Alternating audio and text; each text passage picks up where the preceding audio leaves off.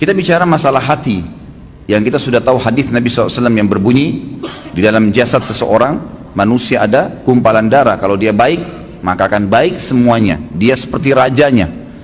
Dan kalau dia buruk, maka akan buruk semuanya. Itulah hati seseorang.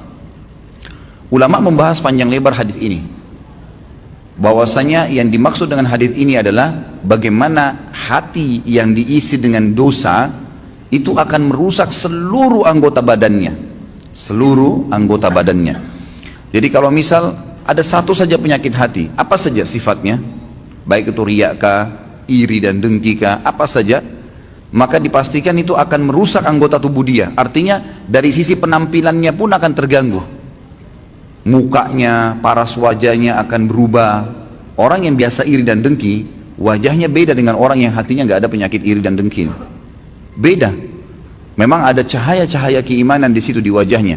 Tentu ini bahasanya besar kalau saya ingin bahas juga hubungkan dengan masalah ibadah. Tapi kita cukupkan dengan masalah penyakit hati yang memang dari penyebab anggota tubuh seseorang selalu terjerumus dalam dosa.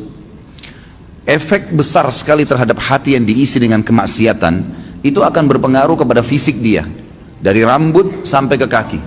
Subhanallah, pada saat ulama hadis dengan pekahnya menjelaskan kenapa Nabi SAW pada saat meninggal, mohon maaf ini kalau teman-teman yang punya uban, gitu kan?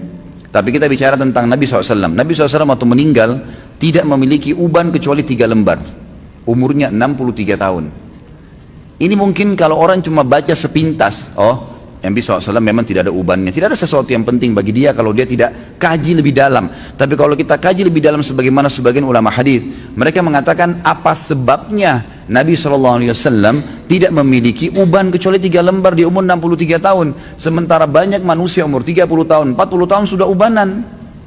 Dan secara ilmiah terbukti uban itu datang karena banyaknya beban pikiran. Kalau tidak, maka ada kesalahan teknis dari penggunaan zat-zat ilmiah di rambutnya. Itu mungkin. Jadi kalau kayak sekarang gonta-ganti sampo mungkin atau apa saja itu juga bisa jadi pemicu. Tapi umumnya orang yang selalu beban pikirannya banyak, apalagi kalau berhubungan dengan penyakit hatinya, iri dan dengki, selalu hasut dengan orang, kok bisa ya dia dapat jabatan, kok bisa ya dia punya mobil, kok bisa ya dia punya istri seperti itu, suami seperti itu ubannya luar biasa tuh. Mohon maaf kalau yang punya uban ya. Saya bukan menyinggung. Tapi ini sebuah penelitian ilmiah. Kenapa Nabi SAW seperti itu keadaannya? Gitu kan? Ternyata ada penelitian yang dihubungkan dengan teknologi sekarang. Itu berhubungan sekali. Nabi SAW dikatakan dalam hadis Bukhari oleh Aisyah radhiyallahu anha, Nabi SAW tidak pernah marah. Tidak pernah marah. Kecuali hukum Allah dilanggar.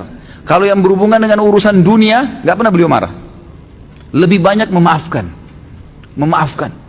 Sampai ada seorang sahabat datang mengatakannya, Rasulullah, saya punya kebun nih, pegawai saya banyak. Sering buat salah. Yang kurma disortir salah sortirannya, yang diturunkan tunda waktunya, mestinya harus panen sekian banyak, ditunda besok dan seterusnya. Banyak masalah nih. Berapa kali kami harus maafkan pegawai kami? Apa jawaban Nabi SAW? Maafkan mereka walaupun sampai 70 kali. Bukan keluarkan, pecat. Nabi SAW lebih lari kepada masalah memaafkan. Ternyata orang kalau lebih mendahulukan untuk sudahlah, maafin, ya sudah, ikhlaskan. Semua berhubungan dengan masalah hatinya ini, itu berpengaruh kepada organ tubuh semuanya. Subhanallah. Ketegangannya gitu kan, stres, semuanya itu akan hilang karena dia pelongkan. Dan saya sudah bilang ikhwah dan akhwat rahimakumullah, dalam agama kita kalau ada seseorang berbuat jahat dengan kita, jangan balas kejahatan dengan kejahatan. Nggak boleh orang gunjing kita balas dengan gunjing. Dia dosa, kita dosa. Dia dihukum, kita dihukum. Sementara saya sudah bahasakan sering di pertemuan kita, dosa itu pasti punya efek jera yang besar. Kalau kita mencuri 1 juta, hukumannya bukan Allah akan ambil 1 juta dari kita, tapi Allah akan buat kita masuk rumah sakit dibiayai 100 juta. Efek jera dari 1 juta yang dicuri. Sejam berbuat zina, Allah bisa menghukum dia dengan sebulan sakit. Mungkin dia sempat menendang seseorang karena dianggap dia punya power, atau seekor kucing yang jalan di jalanan karena menganggap iseng, kucing itu nggak ada apa-apanya, nggak bisa melawan saya, ditendang. pastikan efek jerahnya, satu waktu dia jalan dengan sepatu bagus, jalanannya bagus, kakinya keseleo, 2 minggu sakit. Efek jerah dosa itu besar, gitu kan? Jadi jangan sampai kita menganggap orang buat dosa itu oke-oke saja. Atau antum pernah punya peluang berbuat dosa, misal satu waktu pernah peluang bisa berzina nih dengan seorang wanita yang antum sangat kagumi, atau seorang akhwat kita punya peluang berzina dengan seorang ikhwah yang dikenal dengan kagumi, lalu kemudian tidak jadi. Syaitan membisikkan kita, coba dulu saya zina aja ya, yang penting saya sudah zina dengan orang yang saya cintai, yang saya sukai, toh saya juga sekarang bisa taubat. Keliru. Karena taubat itu hanya membersihkan kita dari hukuman hari kiamat, tapi di dunia harus ada pembersihan. Tidak bisa tidak. Tidak ada dosa yang tidak punya efek jerah. Mesti ada, sekecil apapun. Tentu efek jerahnya itu sesuai dengan kadar perbuatan, tapi lebih berat daripada perbuatan dia. Dosa seperti segelas racun. Satu gelas racun ini sebenarnya secara medis bisa diobati dengan susu, karena susu minuman yang steril, bisa mengobati racun yang masuk dalam tubuh. Tapi pertanyaannya, apakah satu gelas racun bisa diobati dengan satu gelas susu? Jawabannya tidak mungkin. Mungkin membutuhkan sampai 1000 gelas susu. Artinya efek jerahnya besar. Efek jerahnya besar. Maka kata kunci dalam hati seseorang. Makanya kata para ulama, bisikan syaitan agar seseorang terjerumus dalam dosa dimulai dalam hatinya. Selalu hati yang terbisik. Bukan di kuping kita, bukan di luar, di dalam hati. Tuh lihat tuh begitu tuh coba aja, tuh nggak apa-apa. Dalam hati bisikannya. Dan kalau kita tahan juga dalam hati, maka tidak akan ada masalah. Jadi hati ini memang betul-betul raja nih, kata para ulama. Nabi SAW pernah kedatangan seorang laki-laki dalam hadis Bukhari, ya Rasulullah, wasiatkan saya. Nabi SAW tahu orang ini emosional. Kata Nabi, jangan kamu marah. Marah itu penyakit hati loh ya, di hati.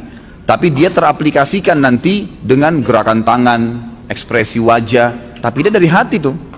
Nabi SAW ingatkan, jangan kau marah, hatimu tidak boleh. Apalagi ya Rasulullah, jangan kamu marah. Apalagi ya Rasulullah, jangan kamu marah. Nabi SAW, kata para ulama hadis, seringkali memberikan nasihat sahabat sesuai dengan keadaan yang sedang dihadapi oleh orang itu. Jadi makanya kita pun sebagai umat Nabi SAW tidak mengambil hukum spontan dari sebuah hadis, karena itu per kasus di zaman Nabi SAW, gitu kan?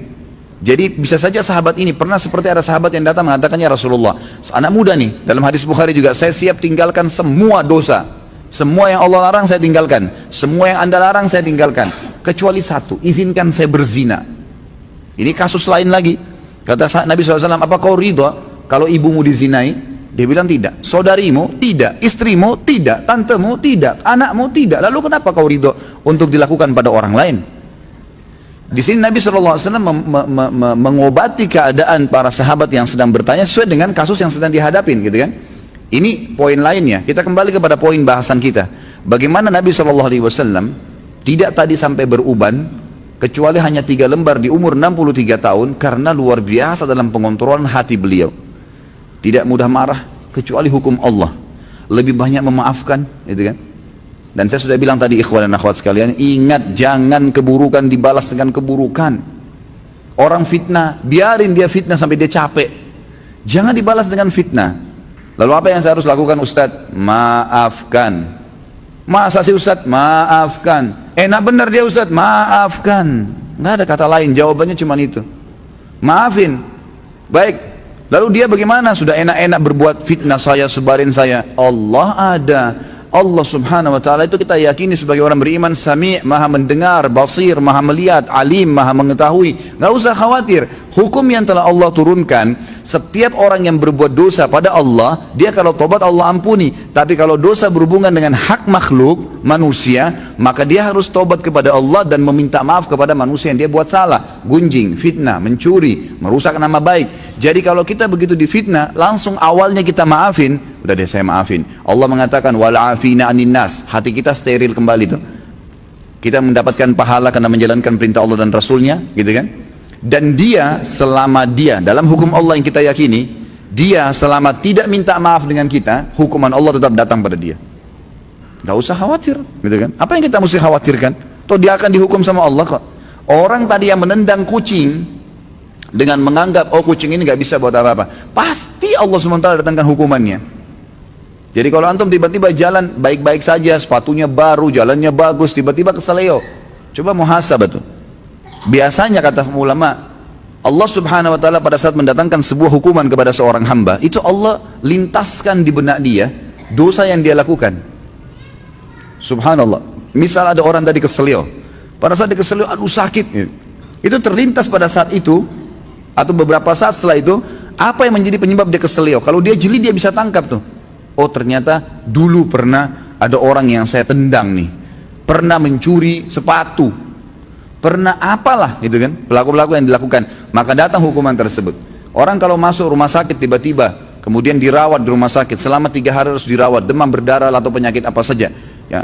Kemudian dia pada saat sakit, pastikan kalau dia peka, kalau dia kembali kepada Allah, dia bermuhasabah, ya Allah ini apa penyebab dosa saya bertobat sama kamu kalau seandainya ada perbuatan salah. Itu pasti terlintas di benaknya, apa penyebabnya tuh.